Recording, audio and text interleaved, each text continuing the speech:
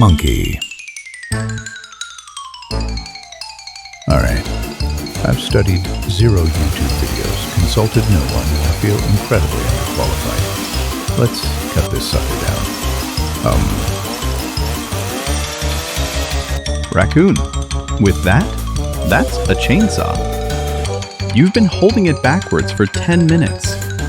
You shaved your own armpit. Monkey. That's called clearing the sweat fence. It's a lumberjack thing. Raccoon, right. So what's the plan? Just rev it up and scream timber until gravity does the work? Monkey. Yeah, basically, yeah. Trees respect confidence. Raccoon, you're wearing flip-flops. Yeah. Monkey. They're tactical. I need ankle breeze for precision cutting. Hey, Raccoon. That thing sounds like it just gave up on life. Are you sure it's even on? Monkey. Oh, it's on all right. It's emotionally on. That's what counts. Raccoon, congratulations. You just declared war on the tree and lost.